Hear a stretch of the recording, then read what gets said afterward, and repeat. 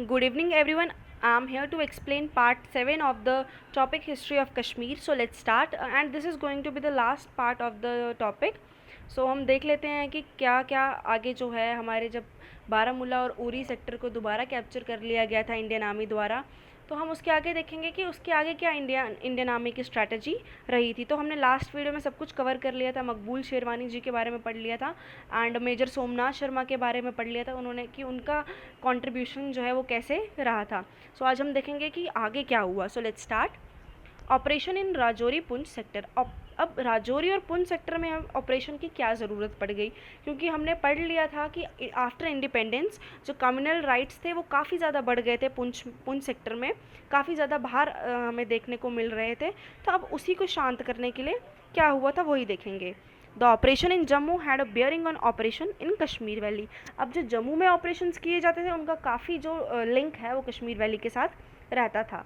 The Indian army advance from Jammu to Naushera rescuing refugees marooned at these locations. अब इन locations पे, किन locations पे, नौशेरा वाली जगहों पे जहाँ पे कम्युनल राइट्स वगैरह जो है वो काफ़ी ज़्यादा हाई लेवल पे थे, तो उन जगहों पे जो रेफ्यूजीज़ जो थे वहाँ से उठ के जो आए थे या जो वहाँ से भाग कर गए थे या जो उस सेक्टर में आए थे, क्योंकि उस टाइम पे भी हमने पढ़ा एक तो बारामूला में काफ़ी ज़्यादा डिस्टर्बेंस थी, तो बारामूला से भी काफ़ी जो हैं लोग माइग्रेट होकर आए थे। तो उन रेफ्यूजीज़ को सेटल डाउन करने के लिए, उन लोगों की प्रॉब्लम्स को सुनने के लिए इंडियन आर्मी जो है जम्मू से नौशेरा सेक्टर की तरफ बढ़ना स्टार्ट हुई थी। Brigadier Usman, who had distinguished himself as a fearless and outstanding soldier in action, was killed during enemy shelling at Janghar on 3 October 1948। अब जो ब्रिगेडियर उस्मान थे, जो खुद को काफ़ी ज़्यादा फेयरलेस बताते थे कि वो बिल्कुल डरते नहीं हैं किसी से, काफ़ी ब्रेव हैं और काफ़ी ज़्यादा अच्छे सोल्जर हैं, तो वो उनके साथ क्या हुआ, जब एनिमी शेलिंग हो रही थी जंगार में 3 अक्टूबर 1948 को, उस टाइम पे उनकी एनिमी शेलिंग के टाइम पे, यानी शेलिंग के टाइम पे उनकी डेथ हो गई थी। The Indian army advanced and captured Rajouri, Pir Badaser, Pir Kalewa, Bhimber गली, मेहंधार एंड पुंछ बाय दिसंबर 1948, यानी दिसंबर 1948 तक इन जगहों को इंडियन आर्मी ने कैप्चर कर लिया था। ये जगहें जो हैं अब कश्मीर के साथ JNK में इंक्लूड हो गई थी।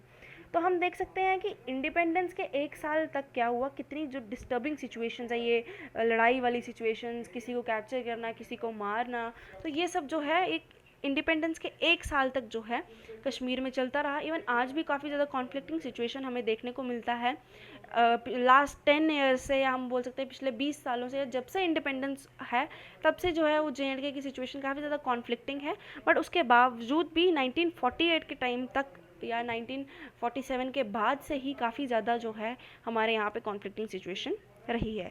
Next is the security council resolution. अब हमें सिक्योरिटी काउंसिल रेजोल्यूशन की क्या ज़रूरत पड़ी कि भाई UN में मुद्दा क्यों लेके जाएं हम लोग, इतना बड़ा जो मुद्दा था उसे UN में क्यों लेके गई इंडिया। सो इसको भी देख लेते हैं।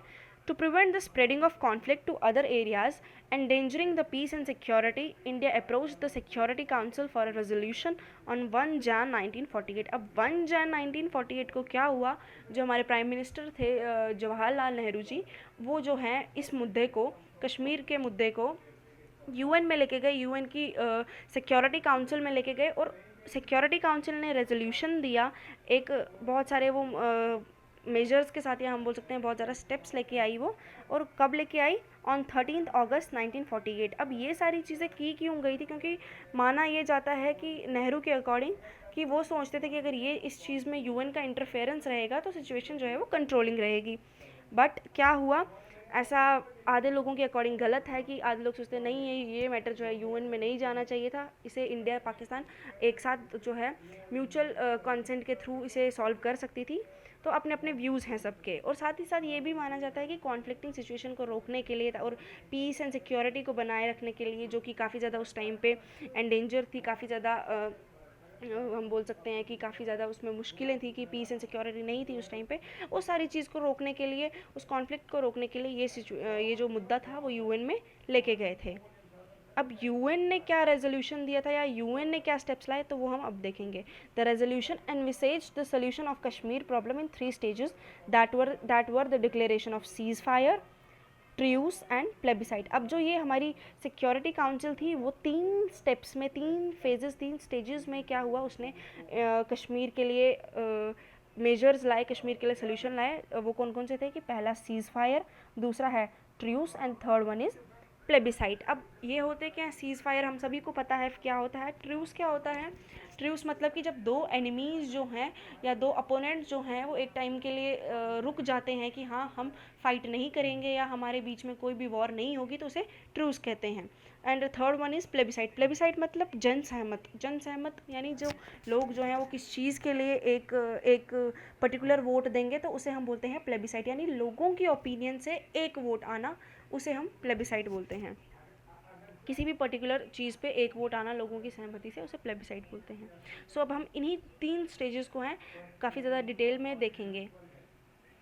The stage of cease fire was completed with the delineation of cease fire line. अब जो ये सीज़ फायर का स्टेज था, और ये एक चीज़ साथ ही साथ ये भी बोली गई थी कि ये जो तीनों स्टेजेस के सोल्यूशन है ये स्टेज वाइज होंगे, यानी अगर सीज़ फायर डिक्लेयर किया जाता है तो ही ट्रूस को अपनाया जाएगा, और अगर ट्रूस जो है वो किया जाता है तो उसी के बाद जो है वो प्लेबिसाइट होगा। यानी एक एक स्टेप जो है हमें आगे बढ़ना है, एक स्टेप को कंप्लीट करके ही हमें दूसरे स्टेप पे जाना है। तो हुआ क्या, सीज़ फायर जो है वो कंप्लीट किया गया with the delineation of cease fire line. अब नेक्स्ट स्टेप, जब सीज़ फायर डिक्लेयर हो गया था तो नेक्स्ट बारी किसकी थी, ट्रूस की। बट माना ये जाता है कि ऐसा नहीं हो पाया। During the period of truce Pakistan was required to withdraw all its army from Kashmir. It is pertinent to note that where Pakistan was asked to withdraw all the forces, India was allowed to retain its forces। अब इस चीज़ में क्या बोला था second stage में कि पाकिस्तान को अपनी जो आर्मी है वो सारी हटानी है कश्मीर से, और उसी टाइम पे क्या हुआ था, यानी जब पाकिस्तान अपनी आर्मी हटाता तो उस टाइम पे इंडिया को बोला गया था कि आप अपनी आर्मी जो है वहाँ पे तैनात कर देंगे कश्मीर में। बट ऐसा नहीं हो पाया, पाकिस्तान ने ना ही अपनी आर्मी हटाई और ना ही इंडिया जो है वो अपनी आर्मी वहाँ पे अलो कर पाई। तो हम बोल सकते हैं कि जो सेकंड स्टेज था वो डीमिलिट्रेशन का था पाकिस्तान की तरफ से, बट पाकिस्तान जो है उसने अपनी आर्मी जो है वहाँ से नहीं हटाई, और जो इंडिया है वो अपनी आर्मी को वहाँ पे नहीं तैनात कर पाया। अब जब ये हमारा सेकंड स्टेज ही जो है वो पार नहीं हो पाया तो थर्ड स्टेज की जो बात है वो बहुत ही दूर में रह जाती है, क्योंकि स्टेप वाइज करना था, तो जब सेकंड स्टेप पूरा नहीं हो पाया तो थर्ड की तो बात ही नहीं थी।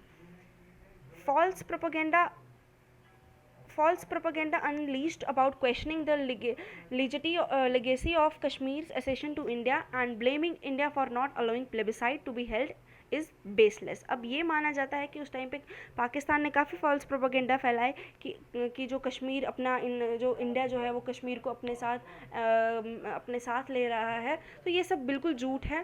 क्योंकि उस टाइम पे क्या हुआ था, इंस्ट्रूमेंट ऑफ असेशन साइन किया गया था, और महाराजा हरि सिंह जो थे उस टाइम पे रूलर थे, उनकी सहमति के साथ इंडियन गवर्नमेंट और उन्होंने एक असेशन को साइन किया था, तो जिसमें ये साफ बताया गया था कि इंडिया जो है वो जो कश्मीर है वो उसके साथ यूनाइट होने को तैयार है, और उसके बदले जो है इंडियन गवर्नमेंट जो है वो इंडियन आर्मी भेज रही है कश्मीर में, और उस टाइम की जो सिचुएशन है उसे कंट्रोल कर रही है। तो ये बोलना कि इंडिया ने प्लेबिसाइट नहीं करवाया, इंडिया ने जानबूझ के कश्मीर को अपने साथ लिया, ये बिल्कुल ही झूठ है। और पाकिस्तान जो है वो ऐसे काम करते रहा है इंडिपेंडेंस के बाद, और आज भी हम देख रहे हैं कि पाकिस्तान की स्ट्रेटजीज़ अपनी कंट्री को ही लेकर कितनी ख़राब है, तो वो दूसरों के साथ कैसे हम बोल सकते हैं कि कैसे अपने रिलेशंस कैसे अच्छे कर सकता है जब वो अपनी कंट्री को ही खुद नहीं सुधार पा रहा है। The fact is that Pakistan prevented the holding of plebiscite. It did not suit Pakistan to allow plebiscite to be held at the time, as the memory of plunder and pillage by the raiders was fresh in the minds of people. अब हुआ क्या, ये जो plebiscite करवाना था ये पाकिस्तान नहीं करवा पाया। क्यों? क्योंकि उसे पता था कि अगर ये प्लेबिसाइट उस टाइम पे होगा तो वो जो प्लंडर हुआ है, बारामूला में जो डिस्ट्रक्शन हुई है, वो सबको पता है कि कैसे हुई है, किसका इसके पीछे हाथ है। तो उस टाइम पे जो लोग हैं वो ऑब्वियसली कश्मीर को इंडिया की तरफ ही यूनाइट करने की बोलते, और पाकिस्तान के हाथों कश्मीर जो है वो बिल्कुल सीधे सीधे चला जाता। तो इसीलिए पाकिस्तान ने उस प्लेबिसाइट को रोका, और साथ ही साथ उन्हें लोगों को ये भी पता था कि रेडर्स जो हैं वो पाकिस्तान से आए थे, और साथ ही साथ एक और इसका मेन रीज़न था कि जो उस टाइम पे ये हम बोल सकते हैं कि एक तो बारामूला का डिस्ट्रक्शन और साथ ही साथ जो इंडियन आर्मी ने वहाँ के लोगों के लिए किया था, तो वो भी लोगों के दिमाग में था। तो इन्हीं कारणों से क्या हुआ, पाकिस्तान ने प्लेबिसाइड को रोका ताकि क्या हो, कश्मीर जो है वो सीधे सीधे इंडिया के हाथ ना जाए।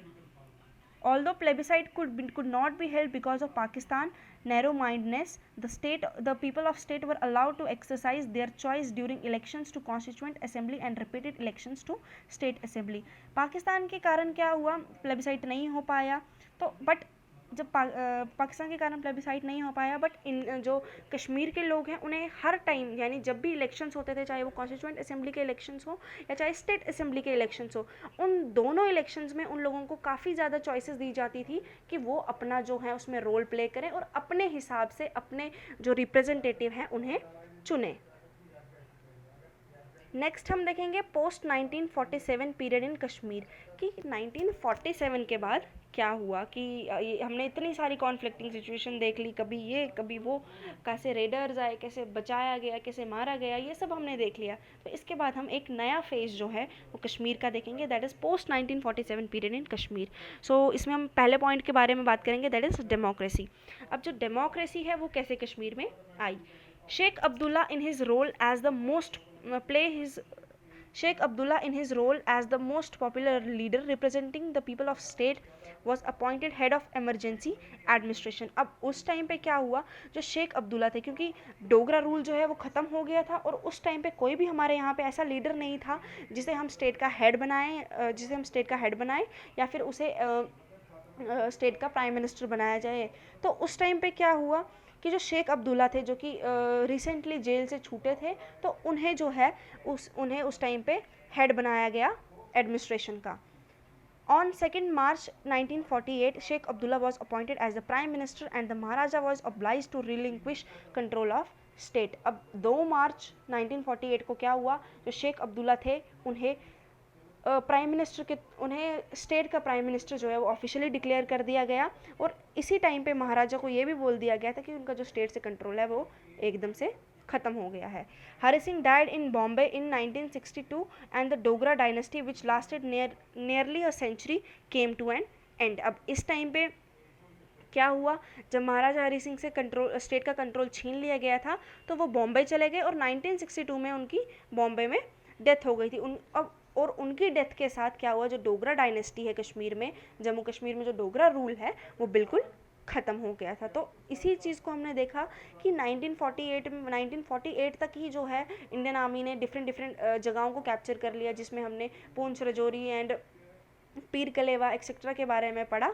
तो उस टाइम पे ये सब जब हो रहा था, फिर जब सिक्योरिटी काउंसिल के पास मुद्दा गया, यूएन के पास मुद्दा लेके गए हमारे कश्मीर का, तो जब ये सब जब सॉल्व हुआ, जब प्लेबिसाइड की बात हुई थी, जब प्लेबिसाइड नहीं भी करवाया गया फिर उसके बाद, तो उसके बाद शेख मोहम्मद अब्दुल्ला जो हैं उन्हें एज अ हेड चूज़ कर दिया गया जे.एंड.के एडमिनिस्ट्रेशन का और 2 मार्च 1948 को उन्हें ऑफिशियली हमारे स्टेट का प्राइम मिनिस्टर बनाया गया। और उसके बाद से जो हरि सिंह हैं उनका जो रोल है वो स्टेट से ख़त्म हो गया। एंड 1962 में उनकी डेथ के बाद क्या हुआ, कश्मीर से जो डोगरा डायनेस्टी या हम बोल सकते हैं कश्मीर से जो रूलर का जो रूल है वो जो है वो ख़त्म हो गया था।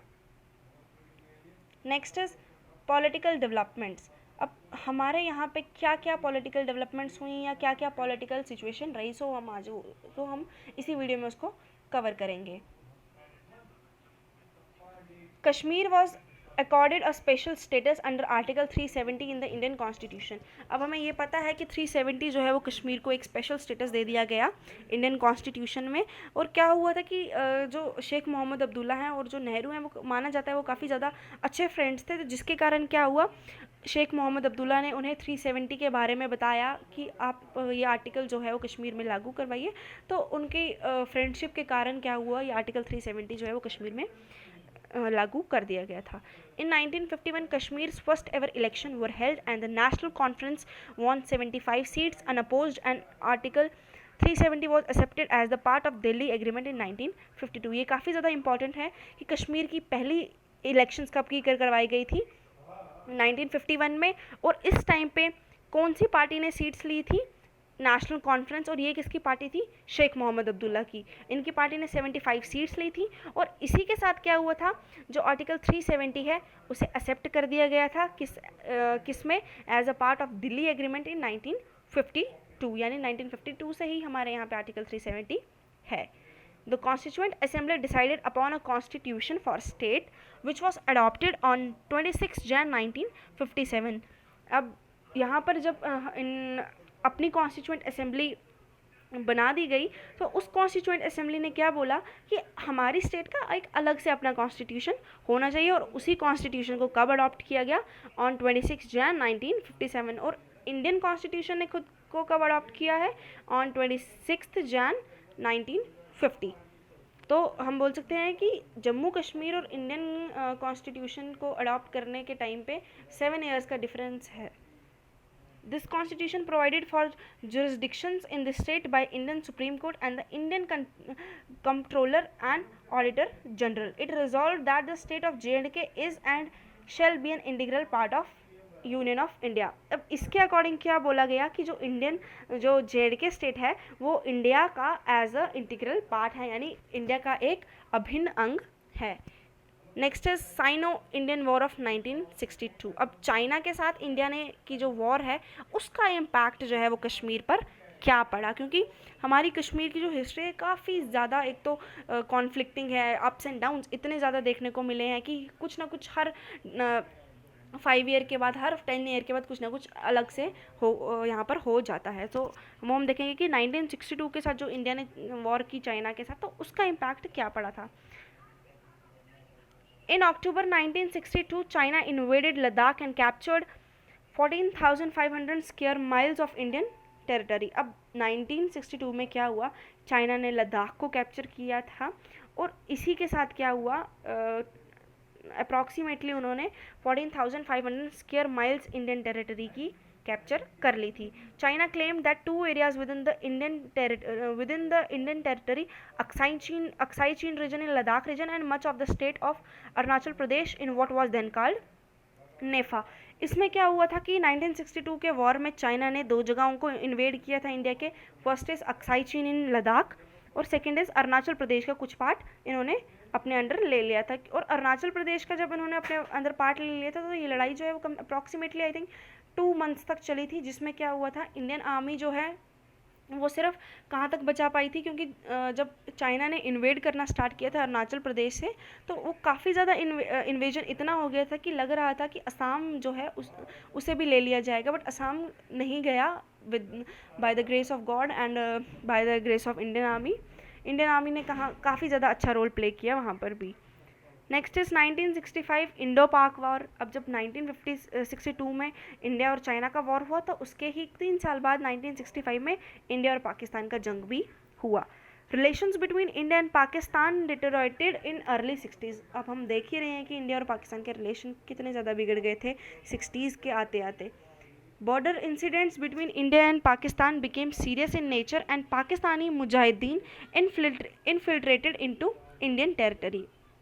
अब क्या हुआ, जो हमारे बॉर्डर डिस्प्यूट हैं वो काफ़ी वो ये पता है हमें इंडिपेंडेंट से ही काफ़ी ज़्यादा कॉन्फ्लिक्टिंग या बॉर्डर डिस्प्यूट्स हैं हमारे यहाँ पे इंडिया और पाकिस्तान के बीच में, बट क्या हुआ 60s में ये क्या हुआ, काफ़ी ज़्यादा अपने हाई लेवल पर, अपनी चरम सीमा पर आ गए थे।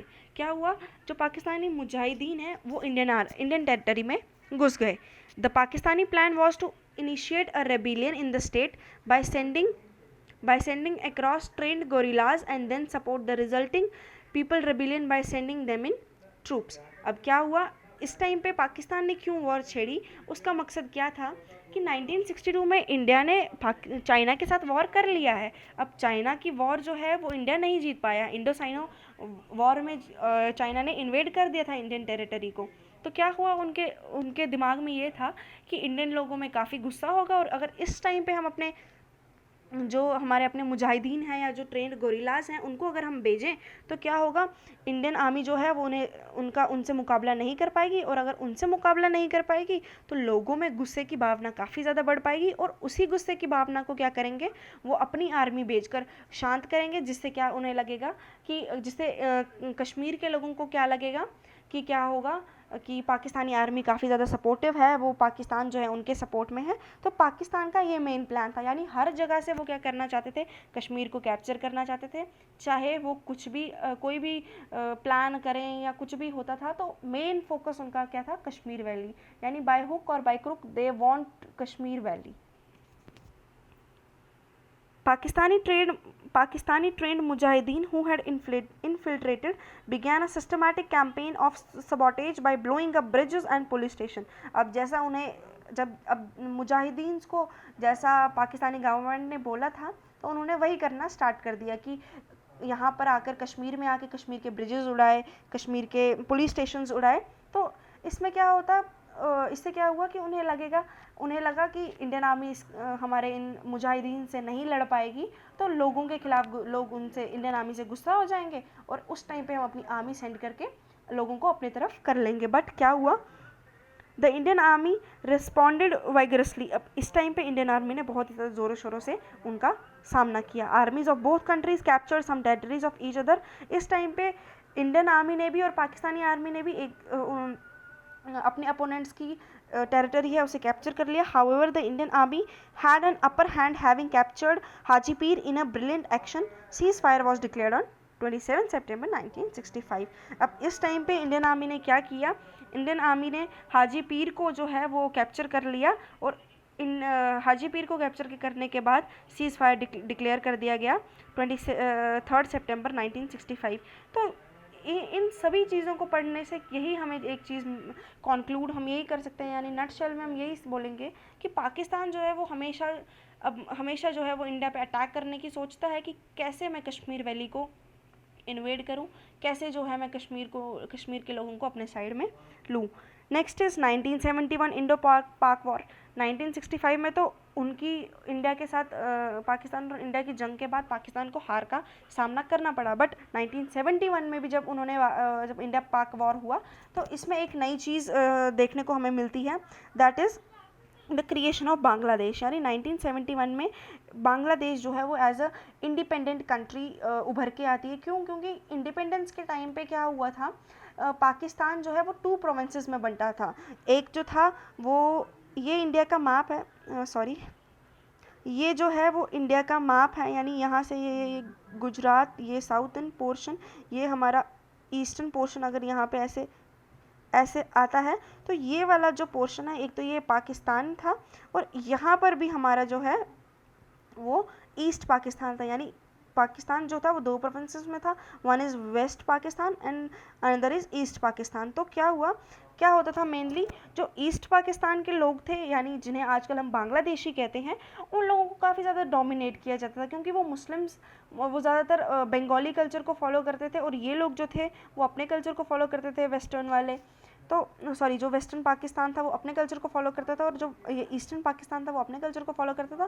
तो क्या होता था कि ईस्टर्न पाकिस्तान के लोगों को काफ़ी ज़्यादा दबाया जाता था, उन्हें काफ़ी ज़्यादा डोमिनेट किया जाता था। तो उन्होंने एक हम जंग छेड़ दी जिसमें इंडिया ने उनका सपोर्ट किया। तो क्या हुआ, 1971 में बांग्लादेश जो है वो एज अ इंडिपेंडेंट कंट्री बाहर निकल कर आया। तो हम वही देखेंगे कि 1971 के इंडो पाक वॉर में क्या हुआ था। War broke out once again on 3 December 1971. The war resulted in humiliating defeat of Pakistan Army and creation of a Bangladesh. The ceasefire came into effect on 17 December 1971. Again वही चीज़ हुई कि पाकिस्तान और India का war हुआ कब, 3 दिसंबर 1971 को, जिसमें क्या हुआ, उस वॉर में बांग्लादेश जो है वो एक नया इंडिपेंडेंट कंट्री जो है वो बन के आया। और इस टाइम पे सीज़ फायर डिक्लेयर कब किया गया था, 17 दिसंबर 1971 को डिक्लेयर कर दिया गया था। सो यहाँ पर जो है वो हिस्ट्री ऑफ कश्मीर का मेरे अकॉर्डिंग एंड होता है, क्योंकि आगे जो है इसके बाद हमें प्रेजेंट टाइम में हमें देखने को मिलेगा कि कैसे जो है छोटे मोटे पाकिस्तान जो है हमेशा अटैक्स करते रहता है, कभी पुलवामा में, कभी उरी में, कभी कहीं पर। तो वो सब जो है वो हम अभी रिसेंट टाइम में हमें देखने को मिलता है। और एक और काफ़ी ज़्यादा एक इसमें इंटरेस्टिंग आता है अभी recently topic, that is abrogation of article 370। तो अगर उस पर भी वीडियो चाहिए सो डू कमेंट। एंड यही सब चीज़ें जो हैं हमारे हिस्ट्री ऑफ कश्मीर में आती हैं कि कश्मीर की हिस्ट्री, JNK की हिस्ट्री में क्या क्या हुआ था। तो this was the last video of the topic. अगर आप लोगों को ये पूरा लेक्चर यानी हिस्ट्री ऑफ कश्मीर में पूरा पसंद आया हो सो कमेंट करिए, एंड मॉडिफिकेशंस आने वाली वीडियोस में कैसी चाहिए तो वो भी बता दीजिएगा। And thank you for watching this video and keep supporting.